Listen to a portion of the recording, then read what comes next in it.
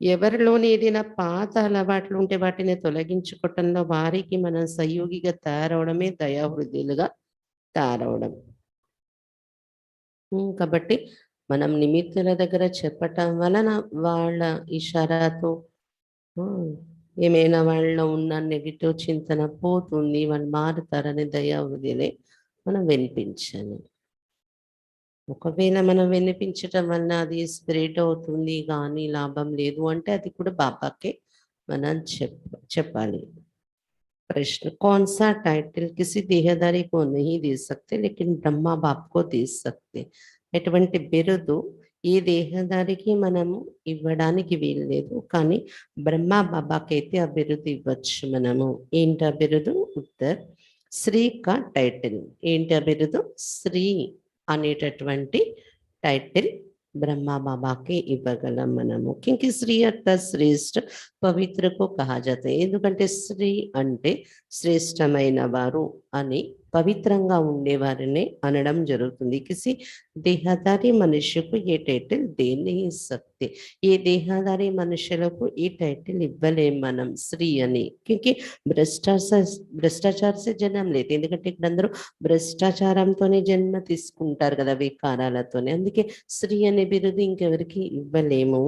బ్రహ్మా బాప్ को श्री कहते क्योंकि इनका ये अलौकिक जन्म है. ఈ ప్రపంచంలో ఎవరికి శ్రీ అనే బిరుదు ఇవ్వలేము. ఎవరిది పవిత్రమైన జన్మ లేదు, భ్రష్టాచారి జన్మే అందరిది. కానీ బ్రహ్మా బాబాకు మాత్రం ఈ ప్రపంచంలో ఉన్న వ్యక్తి అయినప్పటికీ బ్రహ్మా బాబాకి మాత్రం శ్రీ అనే టైటిల్ ఇవ్వగలము.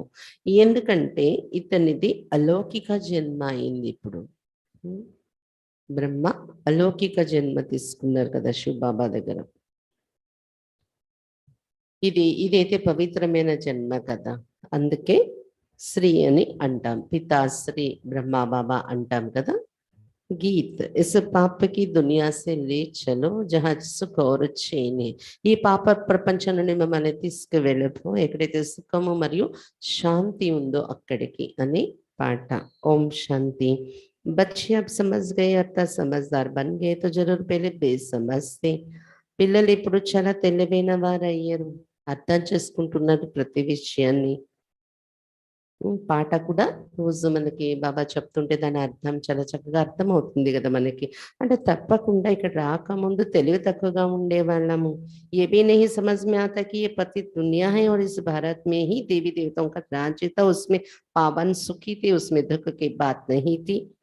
తెలివి తక్కువగా ఉన్న కారణంగానే ఇది కూడా అర్థం కావట్లేదు మనుషులకు. ఇది పతిత ప్రపంచం, కానీ ఒకప్పుడు ఇదే భారతదేశంలో దేవతల రాజ్యం ఉండేది కదా, వాళ్ళు ఎంతో పావనంగా సుఖిగా ఉండేవారు కదా, దుఃఖం యొక్క విషయమే అక్కడ ఉండేది కాదు అని ఈ విషయాలు కూడా ఎవరికి తెలియని స్థితిలో ఉన్నారు మనుషులు.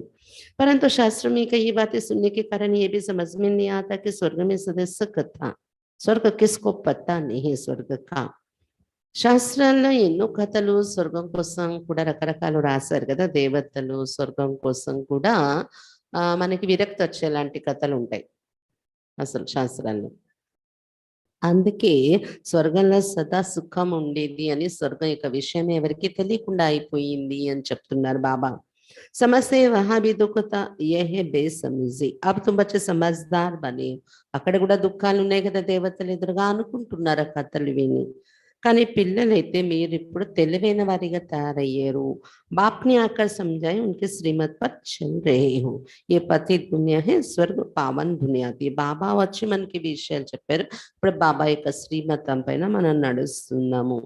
బాబా చెప్తున్నారు ఇది పతిత ప్రపంచం, స్వర్గం ఒకప్పుడు పావన ప్రపంచంగా ఉండేది. పావన్ దునియా మే భీ దుఃఖ హో ఫిర్ తో దుఃఖ కి దునియా హీ కహేంగే. బాబా చెప్తున్నారు ఒకవేళ పావన ప్రపంచం స్వర్గము అని పేరు పెట్టుకొని అక్కడ కూడా దుఃఖాలు ఉంటే ఇంకా దాన్ని దుఃఖ ప్రపంచం అని అంటాం కదా. స్వర్గము స్వర్గం యొక్క సుఖాలు అని ఎందుకు మహిమ చేస్తారు? फिर गीत भी रांग हो जाता है. कहते भी है बाबा ऐसी जगह ले चलो जहाँ आराम सुख चैन हो. మరి అప్పుడు ఈ రోజు పాట కూడా రాంగ్ అయిపోతుంది. ఎక్కడ సుఖం శాంతి ఉందో అక్కడ తీసుకెళ్ళిపోండి అని ఎందుకు పిలుస్తున్నారు? స్వర్గం యొక్క మహిమ ఉంటే కదా. అక్కడ కూడా దుఃఖ ప్రపంచం అయితే ఇంకెందుకు ఈ పాట పాడి పిలుస్తారు, తండ్రి రండి అలాంటి జాగాకి తీసుకెళ్ళండి అని. बच्चे ये भी जानते कि स्वर्ग सोने की चिड़िया थी, देवी देवताएं कभी भी देवी देवताएं थे, कभी भी किसको दुख नहीं देते थे. పిల్లలు ఇది కూడా ఇప్పుడు తెలుసుకున్నారు కదా, బాబా దగ్గర వచ్చాక మనకి అర్థమైంది ఇది భారతదేశం స్వర్గంగా బంగారు పిచ్చుకలా ఉండేది. దేవీ దేవతలు నివసించేవారు, ఎప్పుడు కూడా ఎవరికి దుఃఖం ఇచ్చేవారు కాదు అక్కడ. गाते भी है फिर भी शास्त्रों में ऐसी बातें लिखी है जो समझते ये परंपरा से चला आता है. కృష్ణ पर भी झूठे कलंक लगा दिए. గాయనం కూడా చేస్తారు స్వర్గం కోసం ఒకవైపు. ఎవరెవరికి అక్కడ దుఃఖం ఇవ్వరు ఒకరికొకరు.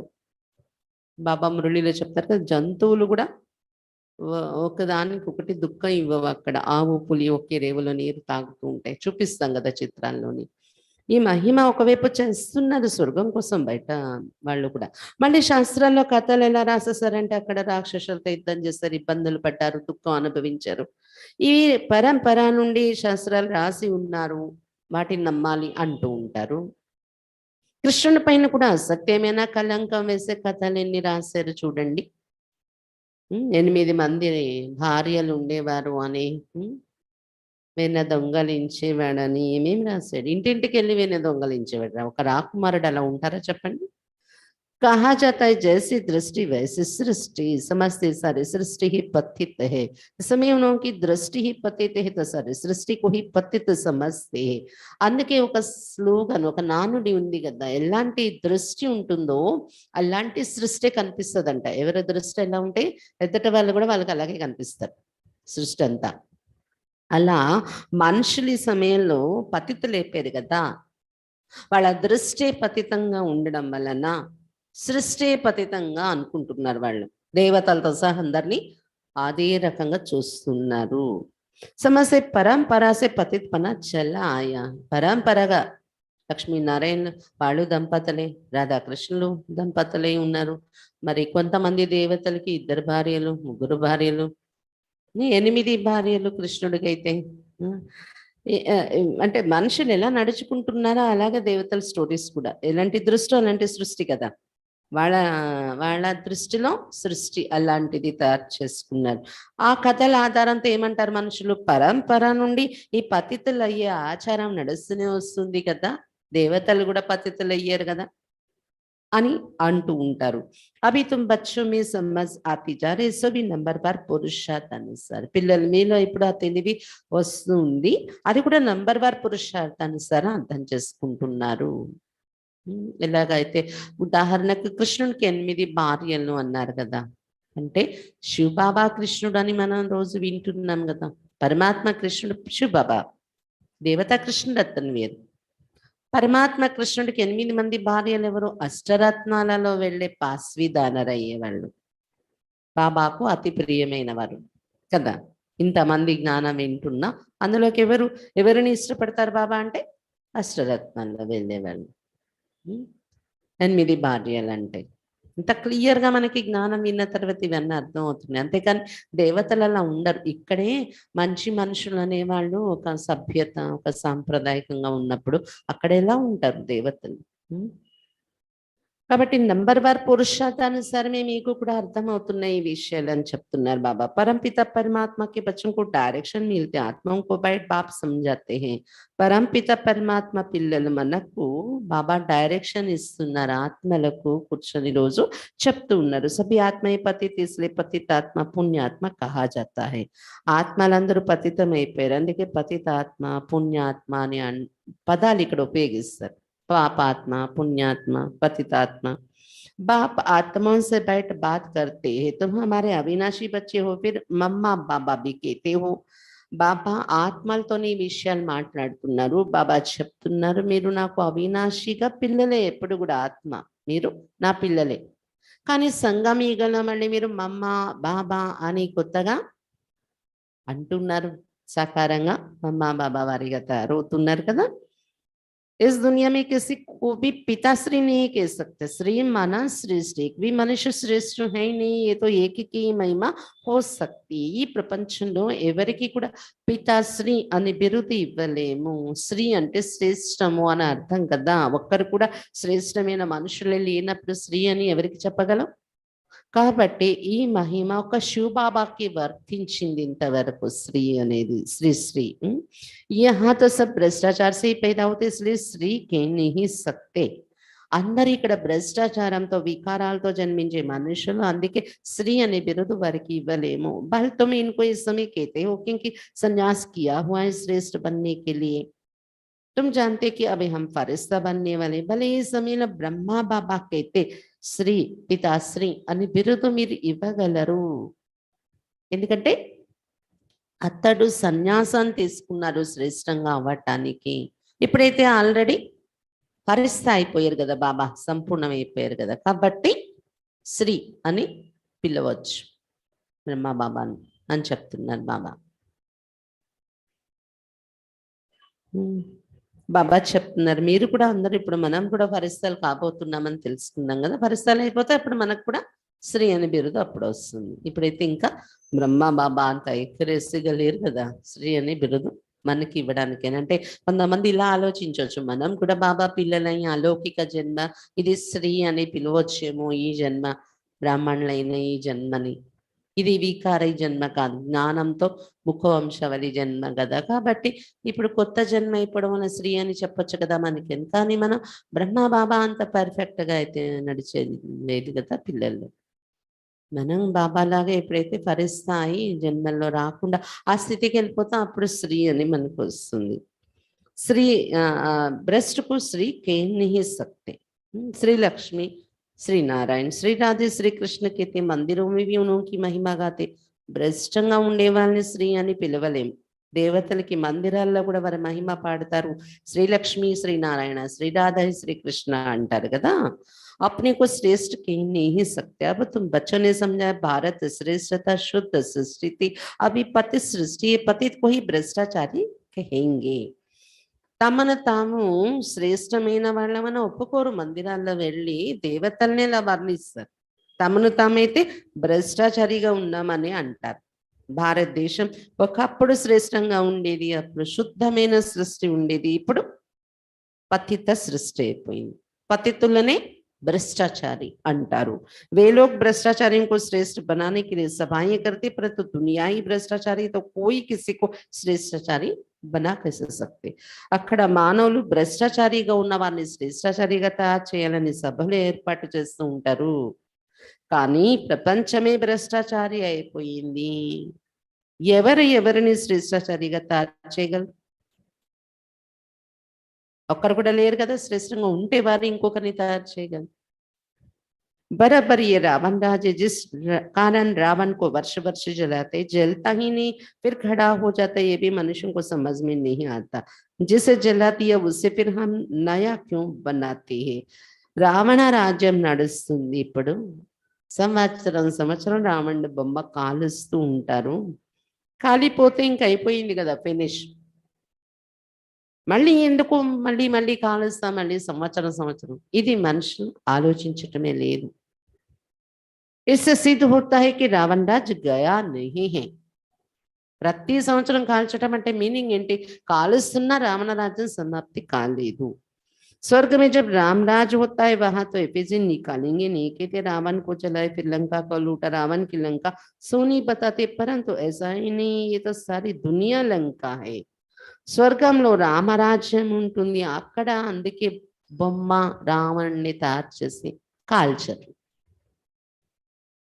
బాబా చెప్తున్నారు ఇక్కడైతే రావణ రాజ్యం, రావణాసురుడిని కాలుస్తారు, తర్వాత లంక అని చిన్న మోడల్స్ కూడా తయారు చేసి పెడతారు, రావణ బొమ్మ అంటించి వెంటనే లంకని లూటీ చేస్తామని అది ఒక నాటకాలు అక్కడ వేస్తారన్నమాట, డ్రామా। ఢిల్లీలో పెద్ద ఫెస్టివల్ చేస్తారు ఇలాగా। రావణ్ యొక్క లంక బంగారు లంక ఉండేది అని చెప్తారు, కానీ ఈ ప్రపంచమే ఒక లంక। रावण राज्य में तो सब है, वो श्रीलंका तो आइलैंड है ना, అంతేకాని రావణుడు రాజ్యం చేసిన లంక శ్రీలంక అనుకుంటున్నారా ఏంటి? అది ఒక ద్వీపము, ఒక దేశం. రావణ రాజ్యంలో ఇప్పుడు అందరూ ఉన్నారు. ఈ ప్రపంచమే ఒక లంక అని చెప్తున్నారు బాబా. మొత్తం భూభాగమే ఒక లంక. చుట్టూ 75% నీరుంది కదా. మిగిలిన భూభాగం ఒక ద్వీపం. ద్వీపాన్ని లంక అంటారు. మరి క్లియర్గా మనం ఒప్పుకోవాల్సి కూడా ఉంటుంది కదా. ఎందుకంటే ప్రపంచమంతా ప్రతి ఒక్కరిలో ఈ కామక్రోధ వికారాలు ప్రవేశించి ఉన్నాయి. दिखलाई भी है भारत की पुछड़ी है, परंतु सिर्फ उसमें रावण राज्य तो नहीं है ना, रावण राज्य तो सारे विश्व पर है, ये भी तुम समझते हो. చూపిస్తారు కూడా భారతదేశం యొక్క చిన్న భూభాగం ఉంటుంది సత్యగలో. రావణ రాజ్యం అక్కడ లేదు కదా. విశ్వమంతా ఇప్పుడు రావణ రాజ్యం ఉంది. ఒక చిన్న లంక ఏదో అక్కడ కాదు, ప్రపంచమంతా రావణ రాజ్యమే. कॉलेज में कोई बेसमझ जाकर बैठे तो क्या समझ सकेंगे, कुछ भी नहीं, వేస్ట్ ఆఫ్ టైం करेंगे.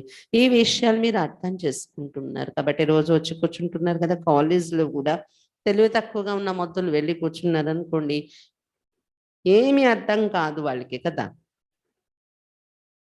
క్లాస్ తర్వాత క్లాస్ గ్రాడ్యువల్గా అర్థం చేసుకుంటూ ఉన్న వాళ్ళకి అర్థం అవుతుంది. లేకపోతే ఏమీ అర్థం కాని వాళ్ళని వెళ్ళి పెద్ద హై సబ్జెక్ట్ చదివిస్తున్న దగ్గర కూర్చుంటే వేస్ట్ ఆఫ్ టైం కదా, టైం వేస్ట్ అవుతుంది కదా అంటున్నారు బాబా. ये ईश्वरीय कॉलेज है, इसमें नया आदमी कुछ समझ नहीं सकेंगे. 7 दिन क्वारंटीन में बिताना पड़े जब तक लायक बने. ఇది ఈశ్వరీయ కాలేజ్. కొత్త వాళ్ళు ఎవరికి అర్థం కాదు.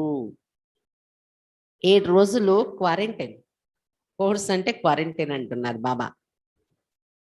కోర్సులో కూర్చోపెట్టాలి, అప్పుడు వారి బుద్ధి యోగ్యంగా తయారవుతుంది అని చెప్తున్నారు బాబా. फिर भी अच्छा आदमी रिलीजियस माइंडेड हो तो उनसे पूछना है, परमपिता परमात्मा तुम्हारा क्या लगता है. మంచి రిలీజియస్ మైండెడ్ అనుకోండి, ధార్మిక చింతన ఉన్న వాళ్ళకి మీరు అడగండి, పరంపిత పరమాత్మతో మీ సంబంధం ఏంటి. ఏ రోజు కోర్సులో కూర్చోపోయినా మామూలు కలిసినప్పుడు ఎవరైనా అలాంటి వ్యక్తులు కనిపిస్తే జ్ఞానం పాయింట్ వాళ్ళ బుద్ధిలో వేయండి. वो तो है आत्माओं का पिता और प्रजापिता भी तो आप है. ये पॉइंट्स बड़े अच्छे, परंतु बच्चे अर्जुन इतना हर्षित नहीं होते हैं. మనం చెప్పాలి, మళ్ళీ వాళ్ళని అడగాలి, మనం చెప్పాలి. పరంపిత అంటే అతడు ఆత్మలందరికీ పిత. ఈ బ్రహ్మ మళ్ళీ ప్రజాపిత అవుతున్నారు. ఎందుకంటే ఇతడి ఈ ప్రజల మధ్య ఉండరు కదా, జన్మలో రారు కదా పరంపిత. అందుకని ఈ బ్రహ్మ లీడర్ అవుతున్నారు, నియమిస్తున్నారు పరంపిత శివబాబా వచ్చి. అందుకే ఈయన ప్రజాపిత. ఈ పాయింట్స్ చాలా మంచి మంచి పాయింట్స్ ఉన్నాయి. ఎవరికైనా చెప్పటానికి కూడా బాబా ఎన్ని మంచి పాయింట్స్ ఇస్తున్నారు. ఇంత మంచి జ్ఞానం బాబా ఇస్తున్నా ఎంత హర్షితంగా ఉండాలో ఆ పిల్లలు అంత హర్షితంగా ఉండట్లేదు అంటున్నారు బాబా. बाप कहते तुमको नई नई पॉइंट्स सुना तो जिससे तुमको नशा चढ़े, किसको समझाने की युक्ति आए. కొత్త కొత్త పాయింట్లు మీకు చెప్తున్నాను కదా, నష ఎక్కాలి మీకు. అలాగే ఎవరికి ఎలా చెప్పాలనే యుక్తులు కూడా మీ బుద్ధిలో రావాలి అని నేను చెప్తున్నాను కదా. మరి ఆ నష మీకు ఎక్కాలి కదా అంటున్నారు బాబా. फॉर्म भराने की कॉपी में पहले ये प्रश्न लिखाना है कि परम पिता तो पिता हुआ ना, फिर उस समय सर्वव्यापी का ज्ञान उड़ जाएगा. కొత్త వాళ్ళకి ఫామ్ నింపించినప్పుడు ఈ ప్రశ్న మనం ఇవ్వాలి. అందులో పరంపిత అని మీరు మహిమ చేస్తారు కదా, గాడ్ ఫాదర్ అని. అతను ఏమవుతారు మీకు? ఆ పదంలోనే ఉంది పిత అని, మనం అడిగే మాటలోనే ఆన్సర్ ఉంది పిత అని. మరి పిత అంటే మీరు పిల్లలు కదా, సర్వవ్యాపి ఎలా అవుతారు అని ఈజీగా మనం వాళ్ళ బుద్ధిలో ఈ స్టోన్ వేయొచ్చు అన్నమాట. ఈజీగా అర్థమయ్యే విషయం ఆలోచిస్తే అతడు సర్వవ్యాపి కాదు అనేది. ఆ జ్ఞానం సర్వవ్యాపి అనుకుంటున్న జ్ఞానం బుద్ధిలో నుండి తీసేయాలి ఇలా మనం. तुम जब प्रश्न पूछेंगे तो कहेंगे वो तो बाप है, हम सब बच्चे इतना मान जाए तो झट लिखा लेना चाहिए. మీరు ఈ ప్రశ్న అడగగానే అతను మన తండ్రి అవుతారు, మనమందరూ అతని పిల్లలు కదా అని ఒప్పుకుంటారు. వెంటనే వాళ్ళ చేత ఒపీనియన్ రాయించేయండి, అది ఆ పాయింట్ ఒప్పుకున్నట్టు. प्रजापिता के भी बच्चे तेरे, शिव हो गया दादा और वो बाप. కాబట్టి రాయించడం వల్ల ఏమవుతుంది, మీరే ఒప్పుకున్నారు కదా, అతడు తండ్రి అని, సర్వవ్యాపి ఎలా అవుతారు అని మనం అర్థం చేయించవచ్చు. बाबा చెప్తున్నారు, शिव बाबा తాతయ్య అయ్యారు, ब्रह्मा बाबा తండ్రి అయ్యారు. शिव बाबा तो स्वर्ग की स्थापना करने वाला है, तो जरूर उनसे वर्षा मिलेगा. सहज से सहज बातें निकालनी पड़ती है. ఇందులో ఇద్దరితో మన సంబంధం ఉన్న బ్రహ్మ బాబా, శివ బాబా, ఇందులో స్వర్గ స్థాపన చేసేవారంటే శివ బాబా. అందుకే తప్పకుండా అతని నుండే వారసత్వం దొరుకుతుంది అని సహజాతి సహజమైన విషయాలు మన బుద్ధిలో తీస్తూ ఉండాలి. మనం ఇలా నేను చెప్తే సహజంగా వారి బుద్ధిలో కూర్చుంటుంది అని. बहुत सहज है. मित्र संबंधियों के पास भी जाओ, उनको भी ये समझाओ. మీ మిత్ర సంబంధికులు కలుస్తూ ఉంటారు, వారికి కూడా ఈ విషయాలు చెప్తూ ఉండండి. ఏ తో నషా అయినా బాబా ద్వారా దాదే సే వరసపతే. ఇది మీకు అంటే ఏదైనా ఆనందం కలిగించే విషయం ఉంటే మనం ఆపుకోలేం కదా, వాళ్ళకి వీళ్ళకి అందరికీ షేర్ చేసుకుంటాం కదా. ఎవరితో షేర్ చేసుకుంటే మన ఆనందం పెరుగుతుందో వాళ్ళకి తప్పకుండా చెప్పాలనుకుంటాం కదా. అలాగే ఇక్కడ కూడా ఇది నష కలిగించే జ్ఞానం కదా. బాబా ద్వారా తండ్రి బ్రహ్మ బాబా ద్వారా తాతయ్య శివ బాబా ఇచ్చే వారసత్వం తీసుకుంటున్నాము, బాబ్ దాదా నుండి వారసత్వం తీసుకుంటున్నాము. ఇది చెప్తూ ఉండాలి, సందేశం ఇస్తూ ఉండాలి అందరికీ. बाप दादा से वर्षा पाते, माता से वर्षा नहीं मिलेगा. बाप को ही स्वर्ग की स्थापना करनी है ना, वही मालिक है. బాప్ దాత ఇద్దరు ఉన్నారు, సంగమేగలం అనేతుగా ఇద్దరు కలిసినప్పుడే మన వారసత్వం తీసుకుంటున్నాము. మాత అయిన బ్రహ్మ బాబా నుండి వారసత్వం దొరకదు. బాబాయే స్వర్గ స్థాపన చేస్తారు, శివ బాబా అతడే మాలికుడు కదా. जैसे उनको दादे से वर्षे का हक है, वैसे पुत्री पुत्रियों को भी हक है. बाप कहते मुझे याद करो. मैं तो कहता नहीं कि इस देहदारी को याद करो. बाप सम्मुख बात कर रहे, कल पहले भी ऐसे ही समझाया था. బాబా చెప్తున్నారు, లౌకికంలో కూడా తాతయ్యక ఆస్తి పైన హక్కు ఉందంటారు. తండ్రి ఆస్తి కన్నా తాతయ్య ఆస్తి మీద మనమళ్ళు మనమరాళ్ళకి హక్కు ఉంటుందని. అలా ఇక్కడ బాబాకు, శివ బాబాకు బ్రహ్మ బాబా త్రూ మన మనమడు మనమరాళ్ళ అందరికీ హక్కు ఉంది స్వర్గ వారసత్వం తీసుకోవడానికి. బాబా చెప్తున్నారు, నన్ను ఒక్కడిని జ్ఞాపకం చేయండి, ఏ దేహదారిని జ్ఞాపకం చేయకండి అని సమ్ముఖంగా కూర్చొని చెప్తున్నారు. कल्प पूर्व కూడా ఇలాగే చెప్పారు. वर्षा भी तुमको बाप दादा द्वारा मिलता है, ऐसा नहीं कि मम्मा से मिलता है. ఇక్కడ వారసత్వం కూడా బాప్ దాదా నుండి దొరుకుతుంది, మమ్మా నుండి దొరకదు కదా. तुमको దేహాభిమాన్ बहुत आ जाता है. అంటే శివ బాబాయే ఇచ్చేవాళ్ళైనా బాప్ దాదా, ఈ దాదాను కూడా ఇన్వాల్వ్ చేసుకుంటున్నారు బ్రహ్మ ఎవరు, శివ బాబా. నేను సాకారి లోకంలో ఉండను, ఆ అనుభవం నాకు లేదు కాబట్టి నువ్వు మీడియేటర్గా ఉండాలి అని బ్రహ్మ బాబాని పెట్టుకుంటున్నారు. మమ్మ నుండి అయితే వారసత్వం లభించేది లేదు. తుమ్కో దేహాభిమాన్ బహుత్ ఆ జాతా హై, దేహదారియోं से लव हो जाता है. బాబా చెప్తున్నారు, గమనికి పెట్టాల్సిన విషయం. దేహాభిమానం చాలా వచ్చేస్తుంటుంది కదా మీకు. అప్పుడు దాని సింప్టమ్ ఏం కనిపిస్తుంది, దేహదారుల మీద లవ్ వెళ్ళిపోతూ ఉంటుంది. దేహాభిమానం యొక్క ఒక చిహ్నం ఇది. చాలా ఉంటాయి దేహాభిమానం యొక్క గుర్తులు. हे आत्मा ये तुम नंगे आई थी, फिर पाठ बजाते बजाते अब 84 जन्म पूरे किए. अभी मैं कहता हूँ तुमको वापस चलना है. मामी कम याद करो तो विकर्म विनाश होंगे. ఓ ఆత్మలారా, మీరు అశరీరిగా వచ్చారు, ఇక్కడ పాత్ర అభినయిస్తూ 84 జన్మలు కంప్లీట్ చేసుకున్నారు. ఇప్పుడు నేను వచ్చాను మిమ్మల్ని ఇంటికి తీసుకెళ్ళిపోవడానికి. రిటర్న్ జర్నీ మీది కంప్లీట్ అయిపోతుంది, పాత్ర మీది. ఇప్పుడు నన్ను ఒక్కడిని జ్ఞాపకం చేసుకోండి, ఇంటికి వెళ్ళిపోవాలి కదా. అందుకు మా మేకం యాదగారు, నన్ను ఒక్కడిని జ్ఞాపకం చేయండి, మీ వికర్మలు వినాశనం అయిపోతాయి అని చెప్తున్నారు బాబా. దేహదారికు యాద్ కర్నే సే వికర్మ వినాశ నహీ హోంగి. అదే ఏ దేహదారి మీద లవ్ వెళ్ళిపోయింది సంగమేగంలో, దేహదారిని గుర్తు చేసుకున్నారంటే వికర్మలు వినాశనం కావు. तुम अंजाम करते बाबा, हम आपको ही याद करेंगे, तुमको इस पुरानी दुनिया में अब रहना ही नहीं, इसमें कोई चैन नहीं, इसलिए कहते ऐसी जगह ले चलो जहां सुख चैन मिले. మీరు ప్రతిజ్ఞ చేస్తున్నారు కదా బాబా, మిమ్మల్ని గుర్తు చేసుకుంటాం మేము అని. ఈ పాత ప్రపంచంలో ఉండడానికి అస్సలు ఇష్టం లేదు, ఎందుకంటే శాంతి లేదు, సుఖం లేదు ఇక్కడ. ఎందుకు బాబా అందుకే మమ్మల్ని తీసుకెళ్ళిపోండి, ఎక్కడైతే హాయి ఉంటుందో, సుఖం శాంతి ఉంటుందో అని అంటూ ఉన్నారు కదా పిల్లలు. तुम कहते हम पहले जाएंगे शांति धाम जहाँ शांति ही शांति होगी, फिर जाएंगे वहां से सुख धाम में जहाँ శాంతి సుఖ దోనో హే. పిల్లలు ఇప్పుడు మీరు తెలుసుకున్నారు కదా, మొట్టమొదటి శాంతి ధామలో అడుగు పెడతాం మనం, బాబాతో కలిసి వెళ్తాం కదా. నాన్న మనం ఎక్కడైనా చిక్కుకుపోతే నాన్న కలిసకేమనుకుంటారు, నాన్న వచ్చేస్తారు, నన్ను ఇప్పుడు పట్టుకుని వెళ్ళిపోతారు, హాయిగా ఉంటాం అమ్మ నాన్నతో. బాబా కూడా ఏమంటున్నారు, నేను వచ్చేస్తాను తీసుకుని వెళ్ళిపోతాను. ముందు శాంతిధామని అడుగు పెడతారు, శాంతి శాంతి అక్కడ ఉంటుంది, ఎంత హాయిగా ఉంటాం అక్కడ. అక్కడ నుండి మళ్ళీ సుఖధామంలోకి దిగుతాం, అక్కడ కూడా సుఖము శాంతి రెండూ ఉంటాయి మీకు అంటున్నారు బాబా.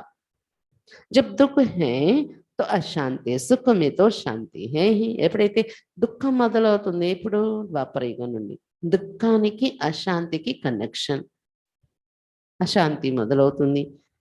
ఎప్పుడైతే సుఖంలో ఉన్నామో శాంతి ఉండనే ఉంది మన జీవితంలో, సత్యగా त्रेतयुगल, परंतु वो शांति नहीं है, शांति धाम में आत्माओं का स्वीट होम, बाप सारे आदि मध्यंत को जानने वाला है. కానీ కంప్లీట్ శాంతి అని కూడా అనం మనం, స్వర్గంలో ఉండే శాంతి, సుఖము ఆధారంతో ఉండే సుఖము శాంతి కనెక్టెడ్. అది కంప్లీట్ శాంతి అంటే ఆత్మ లేక స్వీట్ హోమ్ శాంతిధామంలో అది ఉంటుంది. బాబా మనకు మొత్తం సృష్టి యొక్క ఆది మధ్య అంత్యము చెప్తున్నారు, అతనికి తెలుసు కాబట్టి. अब तुम बच्चों का धंधा ये पढ़ना और पढ़ाना और अपने शरीर निर्वाह कर्म भी करना है. పిల్లల యొక్క డ్యూటీ ఏంటి, ఈ చదువుకోవాలి మరియు చదివించాలి. శరీర నిర్వహణార్థం మీ కర్మలు మీ ఉద్యోగ వ్యవహారాలు కూడా చూసుకుంటూ ఉండాలి. చూసుకుంటూ ఒక గంట టైం కేటాయించి చదువుకోవాలి. तुम जानते हम इस मृत्यु लोक से अमर लोक में चले जाएंगे भैया शांति धाम, ये बुद्धि में याद रखना है. పిల్లలు మీరు తెలుసుకున్నారు కదా, మృత్యులోకం నుండి బయలుదేరిపోయాం మనం, భయా శాంతిధామ అమర లోకానికి వెళ్ళిపోతాం. యాత్ర మొదలైపోయింది మంది, ఇది బుద్ధిలో గుర్తుండాలి కదా. जब तक मृत्यु नहीं हुआ है पढ़ना ही है, ये तो याद कर सकते हो ना. अब हमको जाना है अपने घर, ये दुनिया, ये सब कुछ छोड़ना है, खुशी होनी चाहिए. బాబా చెప్తున్నారు, ఎంతవరకు మృత్యు అనేది రాదో మనకు, అంటే ఈ శరీరంలో మనం జీవించి ఉంటామో అంతవరకు ఈ చదువుకుంటూనే ఉండాలి. బాబా చెప్తున్నారు, రోజు మొత్తంలో కర్మలు చేస్తూ ఈ పాయింట్ అయితే మీకు గుర్తు చేసుకోగలరు కదా. ఏమని, ఇప్పుడు మేము ఇంటికి వెళ్ళిపోవాలి, టైం దగ్గరకు వచ్చింది, ఈ ప్రపంచము ఇక్కడ ఉండేదంతా విడిచిపెట్టి వెళ్ళిపోవాలి నేను అని ఆ ఖుషి లోపల నుండి కలుగుతూ ఉండాలి. ये बेहद के नाटक का राज भी समझ गए. हद का नाटक पूरा होते तो कपड़े बदली कर घर चले जाते हैं, वैसे अब हमको भी जानना है 84 जन्मों का चक्र पूरा होता है. బాబా చెప్తున్నారు, అనంతమైన నాటకం యొక్క రహస్యం మీకు అర్థమైపోయింది కదా. సేమ్ హద్దులో ఉన్న నాటకం, అనంతమైన నాటకం రెండు.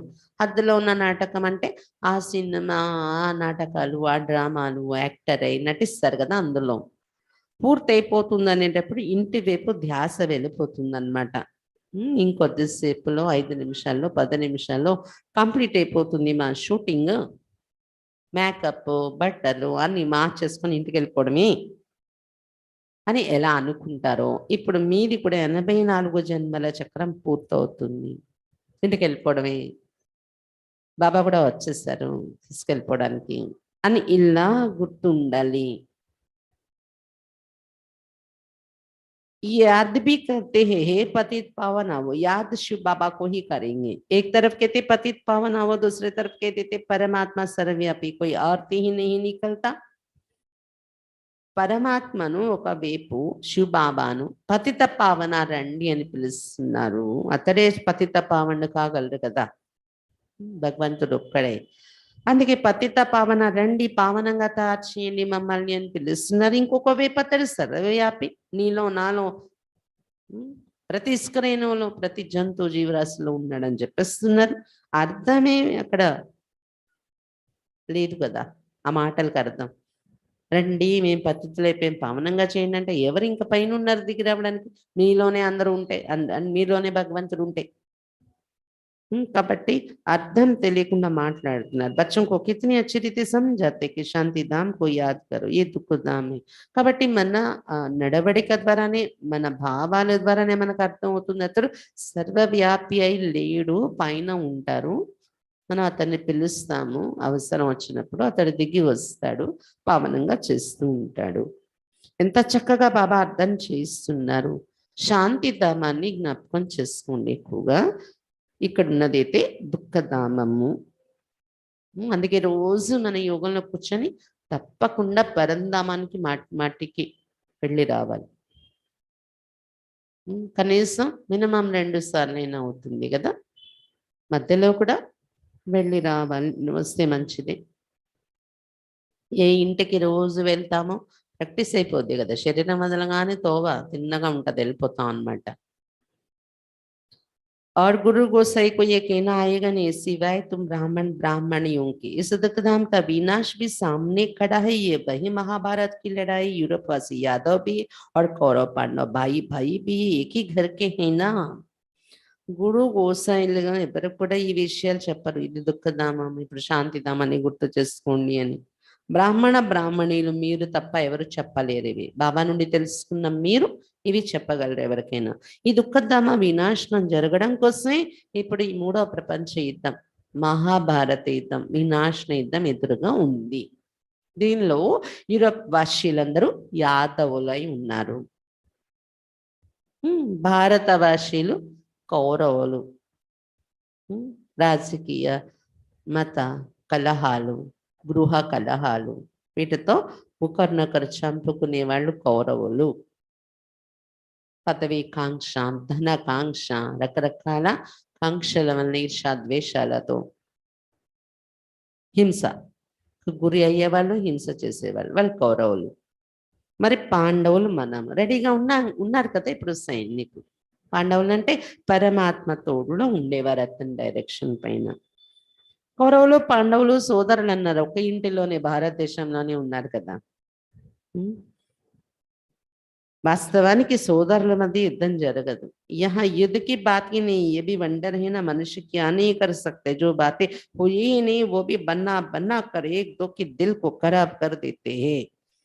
అసలు బాబా చెప్తున్నారు హింస యుద్ధం ఇక్కడ మనం ఎవరితో పెట్టుకోవట్లేదు కదా.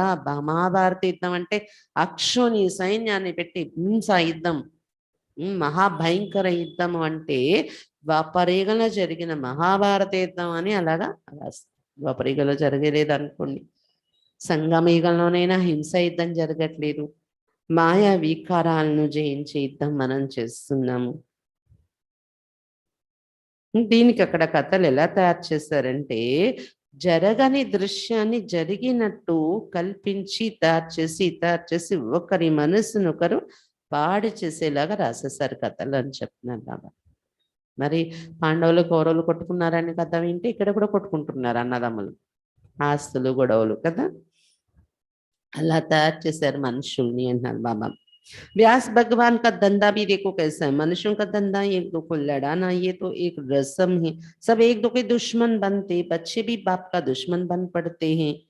బాబా చెప్తున్నారు వ్యాస భగవంతుడి యొక్క పని ఎలాంటిది ఉంది చూడండి, వ్యాసుడు రాశాడు అంటారు ఈ కథలు. బాబా చెప్తున్నారు మనుషుల యొక్క పని ఇది, ఒకరికొకరు కొట్టుకునేలాగా యుద్ధాలు గొడవలు ఏర్పరచడం. ఆ కథలు కూడా అలా తయారు చేశారు, అలాంటివి నేర్చుకునేలాగా. బాబా చెప్తున్నారు ఇదంతా ఒక ఆచారం తయారైపోయింది, శాస్త్రాలు కథలు వినడము అనేది. అందరూ ఒకరికొకరు శత్రువులే అవుతున్నారు, ఎవరు కూడా ఎవరి ఉన్నతి చేసేవాళ్ళు లేరు. ఆఖరికి పిల్లలు కూడా తండ్రికి శత్రువులు అయిపోతున్నారు. अब तुम्हारी बुद्धि में देखो क्या है और शास्त्र में देखो क्या क्या लिख दिया है. ప్రపంచం అలా అయిపోయింది. లౌకిక ప్రపంచం ఎలా ఉందంటే ఒక ఇంటిలో ఉన్న పిల్లలు కూడా వాళ్ళ తల్లిదండ్రుల పట్ల శత్రువులు అయిపోతున్నారు. ఇప్పుడు మీ బుద్ధిలో ఏమి విషయాలు ఉన్నాయి చూడండి, బాబా ఎంత చక్కగా చెప్తున్నారన్ని. శాస్త్రాల్లో చూడండి ఏమేమి రాసేసారో. ఉన్కా ఫిర్ మాన్ కితనా రఖతే హై, బడి పరిక్రమ దిలాతే. మళ్ళీ ఆ శాస్త్రాలను ఒక పల్లెకిలో పెట్టి ఊరేగింపు చేస్తారు, ఎంత విలువ ఇస్తారా శాస్త్రాలకు భక్తిలో। देवताओं की मूर्तियों को भी रथ पर बिठाए बड़ी परिक्रमा दिलाते, फिर सबको समुद्र में डाल देते। దేవతల విగ్రహాలను కూడా రథంలో కూర్చోబెట్టి ఊరేగింపు చేసి మరి సముద్రంలో తీసుకెళ్ళి ముంచేస్తూ ఉంటారు। मृत्यु लोक की रस्म रिवाज सबकी अपनी अपनी, बाप का प्लान देखो कितना बड़ा है, सबके प्लान खत्म कर देते और सुखधाम की स्थापना करते हैं, बाकी सबको शांति धाम में भेज देते हैं। మృత్యులోకంలో ఉన్న ఆచారాలే భిన్న భిన్నమైన ఆచారాలు ఉన్నాయి, ఏమేం చేస్తూ ఉంటారు భక్తిలో। బాబా ప్లాన్ చూడండి ఎంత గొప్పది ఉంది, ఇతరులందరి ప్లాన్ ఖతం చేసేసి ఆయన ప్లాన్, ఆయన సుఖధామాన్ని స్థాపించడం అనేది చేస్తున్నారు। హాయిగా అందరూ సుఖంలో మీరు వెళ్ళి కూర్చుంటే మిగిలిన వాళ్ళందరినీ ఖాళీ చేసి మిమ్మల్ని డిస్టర్బ్ చేయకుండా వాళ్ళందరినీ శాంతిధామానికి పంపించేస్తున్నాను అని చెప్తున్నారు బాబా। तुम बच्चे देखो किसके सामने बैठे हो, निश्चय है परम पिता परमात्मा ज्ञान का सागर, इन आर्गन्स द्वारा हमको नॉलेज दे रहे, और कोई ऐसा सत्संग होगा क्या। अभी बाप सामने बैठ समझाते हैं, పిల్లలకు నిశ్చయం ఉంది కదా, పరంపిత పరమాత్మ జ్ఞాన సాగరుడు బ్రహ్మ యొక్క ఆర్గన్స్, ఇంద్రియాలు ఆధారం తీసుకొని మాకు జ్ఞానం ఇస్తున్నారు। ఎవరు? జ్ఞాన సాగరుడు పరమాత్మ। ఇంకెక్కడైనా ఇలాంటి సత్సంగాలు చూసారా? ఇక్కడైతే బాబా కూర్చొని మన సమ్ముఖంగా వినిపిస్తున్నారు। जानते हो बाप हम आत्माओं से बात करते हैं, हम कानों से सुनते हैं, बाबा इस दादा के मुख द्वारा बोलते हैं। బాబా మన ఆత్మలతో మాట్లాడుతున్నారు, చెవులను ఉపయోగించి వింటున్నాము। ఈ దాదా ముఖం ద్వారా, బ్రహ్మ ముఖం ద్వారా శివ బాబా వచ్చి మనతో ఆత్మలతో మాట్లాడుతున్నారు। जो रतन बाबा के मुख से निकलते वही तुम बच्चों के मुख से निकलने चाहिए। బాబా నోటి నుండి ఇలాంటి జ్ఞాన రత్నాలు వస్తున్నాయి, పిల్లల నోటి నుండి అవే రావాలి। जो बाबा सुखधाम का मालिक बनाते, बाबा के मुख से निकलते वही तुम बच्चों के मुख से निकलना चाहिए। फालतू बातें सुनते भी नहीं सुननी है। कोई तो बैठ खुशी से सुनते हैं, అనవసరమైన వ్యర్థ విషయాలు వాళ్ళు వీళ్ళు నెగిటివ్ చెప్పేవి వినకూడదు అంటున్నారు బాబా। కొంతమంది చాలా ఖుషిగా వింటారంట, ఎవరైనా ఏదో తిన్నింటి వాసాలు లెక్క పెట్టడం అన్నట్టు బాబా పిల్లలే బాబా యజ్ఞం మీద ఎవరైనా నింద చేసే విషయాలు చెప్తే ఖుషిగా వింటారంట। బాబాకైతే ఏసి బాతే సునో మత్, కానీ బాబా చెప్తున్నారు అలాంటి మాటలు వినకండి, మీ పురుషార్థం కూడా డౌన్ అవుతుంది। जो बाबा सुखधाम का मालिक बनाते हैं, बाबा कहते ऐसी बातें सुनो मत। रहम दिल बन किस में कोई पुरानी आदतें तो मिटानी चाहिए, हाँ जी कर सुनना नहीं चाहिए।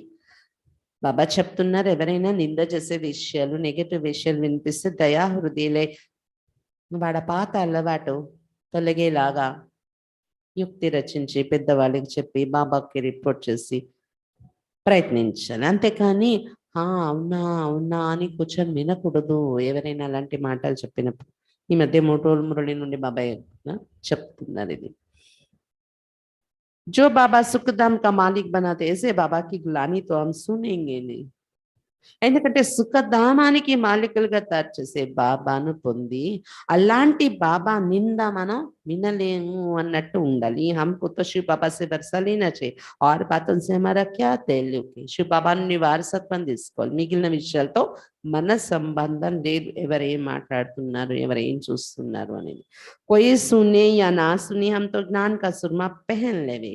कोई ज्ञान अंजन लगाते, कोई धूल अंजन लगा देते, उससे तीसरा नेत्र खुलता नहीं। बाबा कितना सहज कर समझाते हैं। ఎవరు విన్నా వినకపోయినా మనము మాత్రం జ్ఞానం యొక్క సుర్మ ధరించి ఉండాలి, జ్ఞానం యొక్క దృష్టి, జ్ఞానం యొక్క ఆలోచనలతోనే ఉండాలి। బాబా పిల్లలైన వారిలో కూడా కొంతమంది జ్ఞాన అంజనము కళ్ళల్లో వేసుకుంటే, జ్ఞాన అంజనము అనేది కొంతమంది ధూళి అంజనం వేసుకుంటున్నారు అంటున్నారు బాబా। పరచింతన వ్యర్థ చింతన అలా నడుచుకుంటే మీ మూడో నేత్రం తెరవబడదు। ఎన్ని రోజులు వచ్చి మురళిలు వింటున్నా బాబా ఎంత సహజంగా అర్థం చేయిస్తున్నారు। जो कैसे भी रोगी अंधा कुब जाए वो भी समझ जाए, अल्लाह फॉर बे 2 अक्षर है। ఎంత రోగి అయినా, గుడ్డి వాళ్ళైనా, కుంటి వాళ్ళైనా కూడా అర్థమైపోయేలాగా బాబా అంత స్పష్టంగా చెప్తున్నారు. ఐ లవ్ డే, తండ్రి వారసత్వం, ఈ రెండు అర్థం చేసుకోండి చాలు అని చెప్తున్నారు బాబా. सिर्फ पूछो परम पिता और प्रजापिता ब्रह्मा से आपका क्या संबंध, ये प्रश्न सबसे अच्छा है. పరం పిత అని అంటారు, ప్రజాపిత అని కూడా అంటారు బ్రహ్మను. ఈ ఇద్దరితో మీ సంబంధం ఏంటి అని అడిగి అలా వాళ్ళ బుద్ధిలో ఒక స్టోన్ వేసి ज्ञानम చెప్పడం మొదలు పెట్టండి. तो सर्वव्यापी का ज्ञान एकदम बाहर निकल जाए. मित्र संबंधियों से दोस्ती कर उन्हें समझो, बहुत मीठा बनो, तुम्हारा काम ये परिचय देना. మిత్ర సంబంధికులతో కూడా స్నేహం ఏర్పరచుకొని ఉండండి, అందరితో ప్రేమగా మధురంగా నడుచుకోండి మిత్ర సంబంధికులతో కూడా. ఎందుకంటే మీ పని వాళ్ళకి పరిచయం చెప్పడం కోసం అది, అంతేకాని మమకారాల్లో మోహాల్లో వాళ్ళ మోహాల్లో ఆకర్షణలో పడి ఉండడం కోసం కాదు.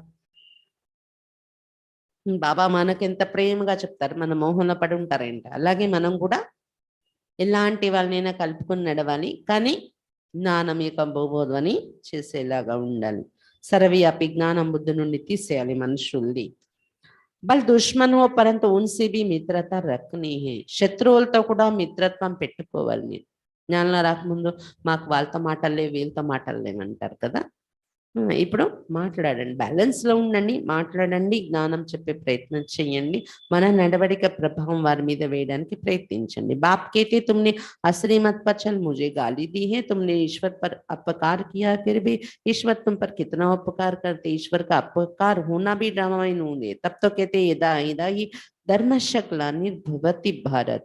आया भी भारत में है, समझा भी रहे बच्चों को, हर एक बात अच्छी रीति समझने की है. శివ్ బాబా చెప్తున్నారు, సర్వవ్యాపి అని అంటూ నాకెంత నింద చేసి నా అపకారం చేసినా నేను వచ్చి మీకు ఉపకారం చేస్తున్నాను. ఇక్కడ భారతదేశంలో వస్తున్నారు, ధర్మగ్లాని సమయంలో భారతదేశంలో ఉత్తరిస్తానన్నారు కదా, అలా వచ్చారు బాబా, పిల్లలకు చెప్తున్నారు. ప్రతి విషయం చక్కగా అర్థం చేసుకోండి. మరి మీరు కూడా లౌకికంలో ఎవరి మీద శత్రుత్వ భావాలు పెట్టుకోకూడదు. మనం చేస్తున్న అపకారం నిందకైతే బాబా మన ముఖం చూడకుండా శత్రువు అయిపోదు, కానీ మీ ఉపకారం చేస్తున్నాను కదా అంటున్నారు బాబా. किसकी तकदीर में नहीं है, फिर भी वही धंधा करते यहाँ से बाहर गए तो ये बातें भी भूल जाएंगे. ఎవరి అదృష్టంలో లేకపోతే మళ్ళీ అదే పని చేస్తారు, మళ్ళీ సర్వవ్యాపి అంటూనే.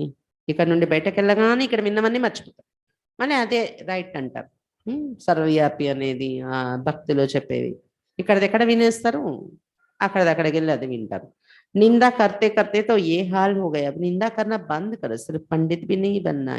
ఎన్ని జన్మల నుండి ఇలాంటి నింద పరమాత్మ పైన వేస్తూ ఈ పరిస్థితికి వచ్చేస్తారు. మీరు రాయిలో ఉన్నారు అప్పులో ఉంటారు అంటూ రాతి బుద్ధి అయిపోయారు. ఇప్పుడైనా అది బంద్ చేయండి, నిందించటం పరమాత్మని. కేవలం పండితులుగా కావడం కాదు, तुम पक्के राजयोगी हो. ऐसे ऐसे समझाओ तो तीर भी लगे. పక్కా రాజయోగిలు మీరు. కాబట్టి మీరు ఇలా ఇలా ఆలోచించి చక్కగా చెప్పినట్లయితే గురి తగులుతుంది ఎవరికైనా.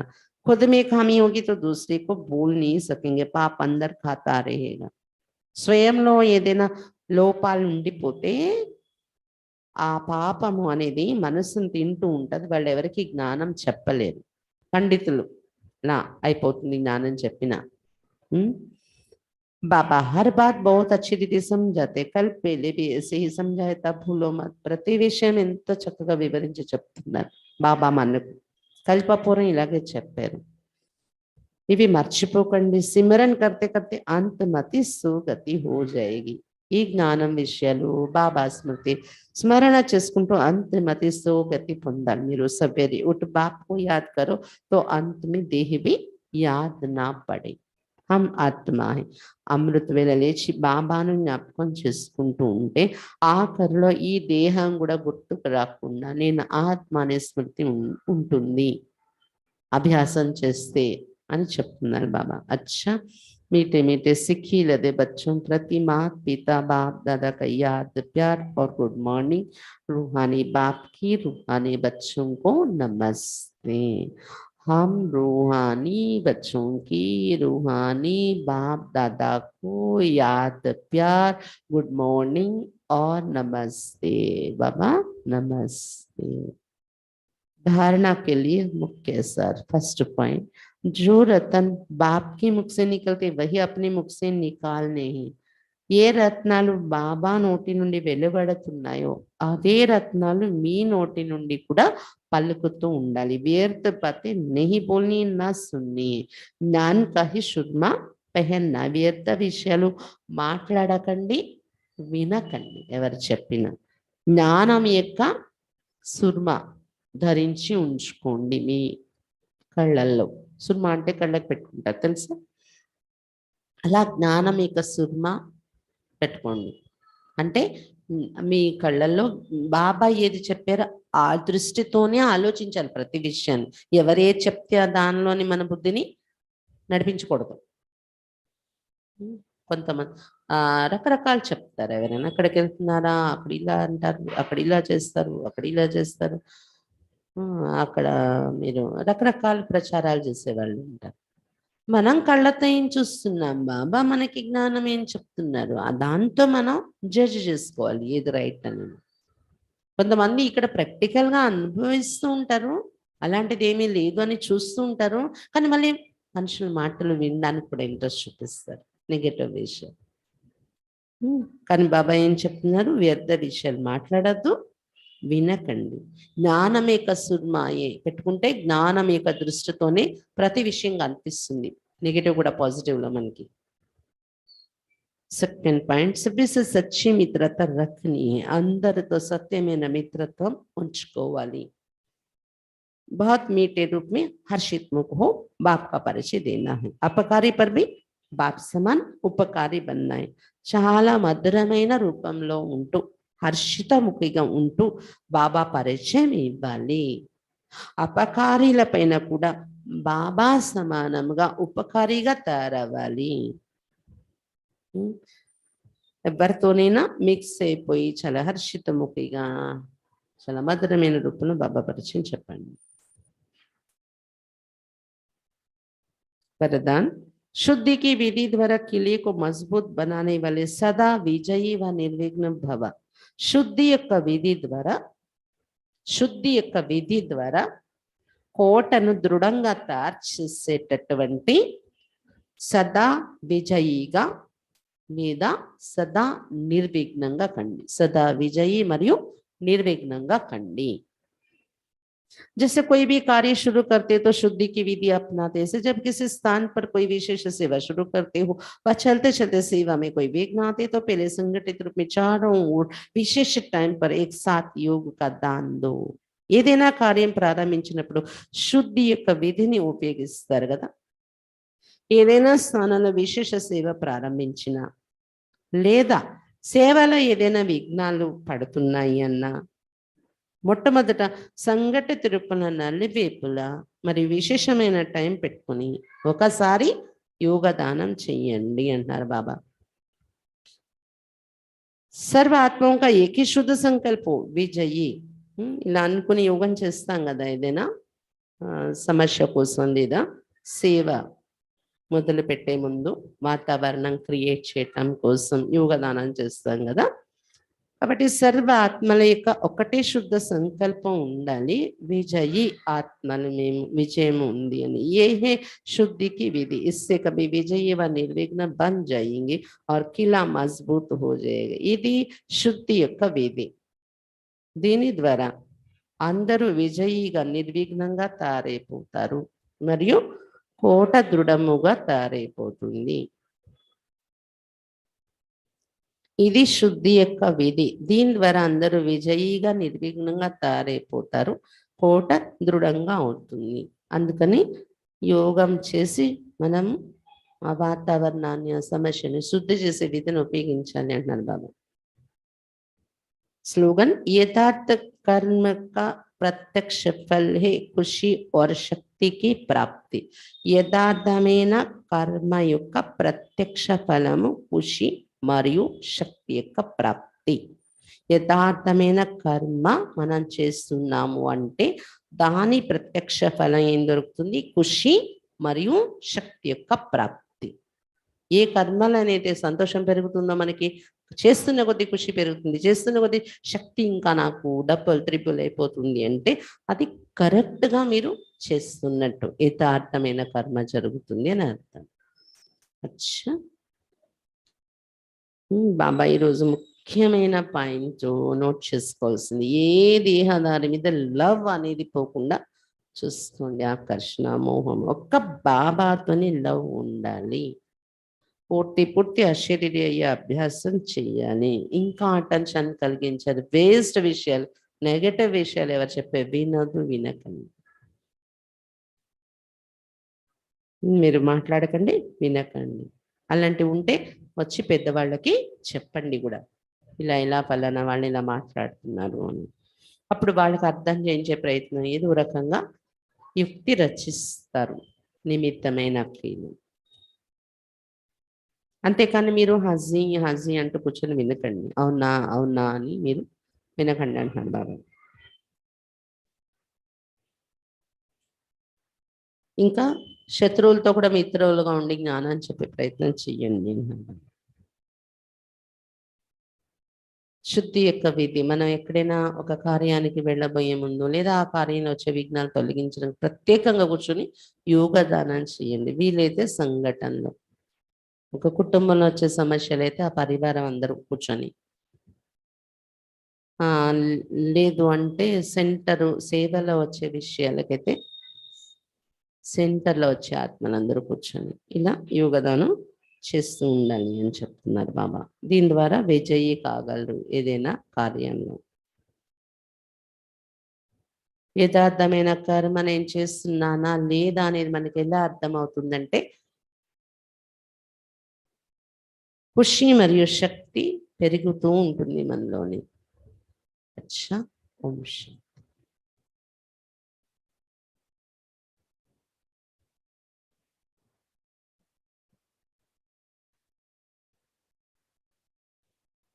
కుమార్స్ బట్టి కోసం అనౌన్స్మెంట్ చేశాం కదా, అందరికీ ఆలోచనలో ఉండొచ్చు. ఇప్పుడు వస్తున్న ఆదివారమే, శనివారం సాయంత్రము 5 గంటల నుండి 8 వరకు ఉంటుంది. మళ్ళీ ఆదివారము ఉదయం 17వ తారీఖు అమృతవేళ 3:30 నుండి 6 వరకు, మళ్ళీ 10 గంటల నుండి మధ్యాహ్నం వరకు ఉంటుంది. మరి 7 గంటల క్లాస్ 7 గంటలకి ఆన్లైన్ క్లాస్ ఇది ఉంటుందన్నమాట. వాళ్ళు 6 గంటలకు వెళ్ళిపోతారు కదా కుమారులు, తర్వాత 7 గంటలకి క్లాస్ ఉంటుంది. మధ్యాహ్నం వరకు కుమార్స్కు ఉంటుంది. మధ్యాహ్నం బాబా సెంటర్లోని భోజనం.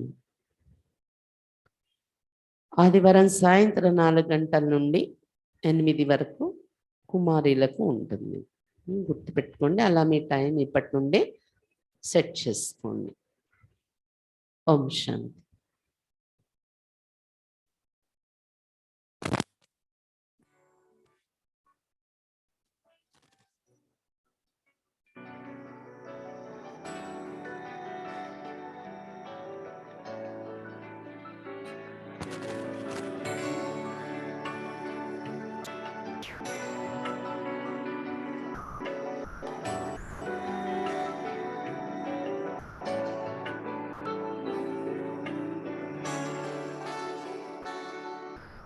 धूप में कभी छाँव बनकर,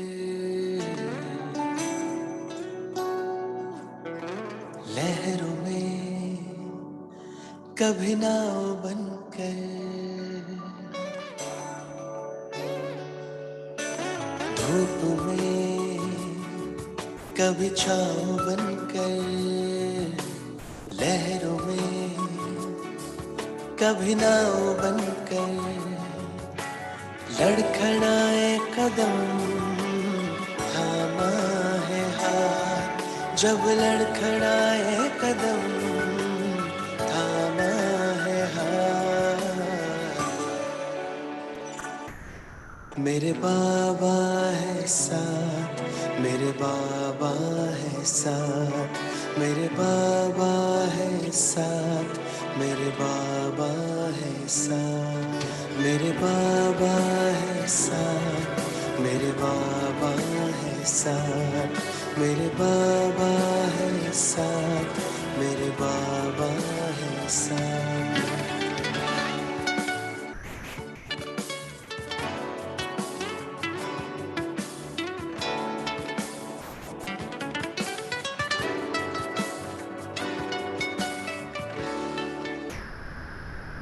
जब भी छाने लगे ये अंधेरा, मेरे संग संग चले जो सवेरा। जब भी छाने लगे ये अंधेरा, मेरे संग संग चले जो सवेरा। हर लम्हा दीप बन के जले, कांटों पे भी मेरे संग संग चले। अब तो लगता है जन्नत बनी हयात,